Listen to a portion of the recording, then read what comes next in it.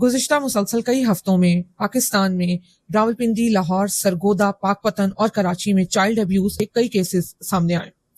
दर्दनाक और हौलनाक दास्तानें जिन्हें बयान करते हुए इंसान की रूह कांप जाती है। इस पे हमारी सबसे बड़ी आबादी वाले सूबे की एक लाई गई जाली सीएम की स्टेटमेंट ये जरा मुलाहिजा करें। बच्चों को अनअटेंडेड ना छोड़ें।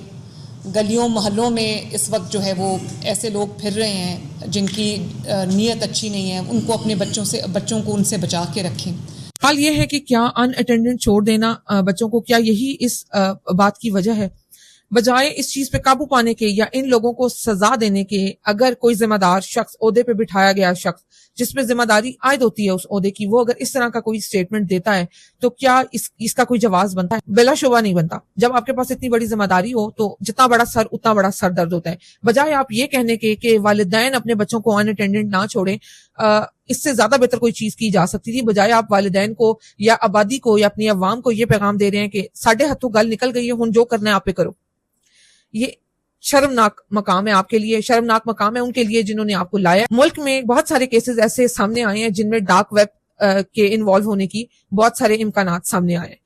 इदारों से मेरा सवाल ये है कि क्या ये जो कुछ गुज़िश्ता चंद सालों में बच्चों के साथ हो रहा है, क्या इस नेटवर्क को जानने के लिए अब तक आपकी कोई कारकर्दगी रही है, या बस ये इसी तरह से चलेगा कि माँ बाप अपने बच्चों के साथ घूमते रहे? हमें याद पड़ता है जब हमारा बचपन, जब हम छोटे थे तो रावलपिंडी, इस्लामाबाद में हमें कभी ऐसे कहीं से सुनने को नहीं मिला। जो नून लीग ने तकरीबन 30 से 35 साल इस मुल्क में हुकूमत की है, सिवाय सड़कों के इन्होंने सवाम को कुछ नहीं दिया। ना इंसाफ, ना कानून, ना तालीम, ना सेहत, कोई भी शय नहीं। रोजगार और सहूलियात तो बहुत दूर की बात है। इतनी हुकूमतों के बाद हुकूमत में बैठे हुए एक ओहदे पे ये बोले कि वालिदैन अपने बच्चों को अनअटेंडेड ना छोड़ें। एक बच्ची रोल नंबर स्लिप लेने निकलती है अपने घर से और वो रोल नंबर स्लिप लेने कॉलेज जाती है, क्या उस बच्ची के साथ भी उसके वालिदैन को जाना चाहिए था? इस मुल्क में बेरहमी से लड़कियों के रेप हुए, क्या उनके वालिदैन को हर वक्त उनके साथ फिरना चाहिए था?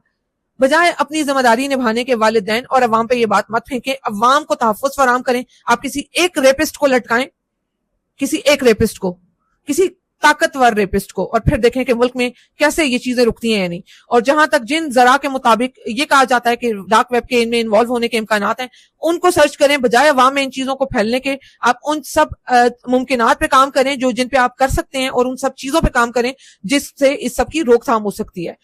वालिदैन इन हालात के बाद तो वाकई अपने बच्चों को आपके कहने के बगैर ही अनअटेंडेड नहीं छोड़ेंगे, छोटे बच्चों को, लेकिन जो बड़े बच्चे, बालिग बच्चे बाहर निकलते हैं, उनकी सेफ्टी का इस मुल्क में क्या तहफ्फुज़ बचा है?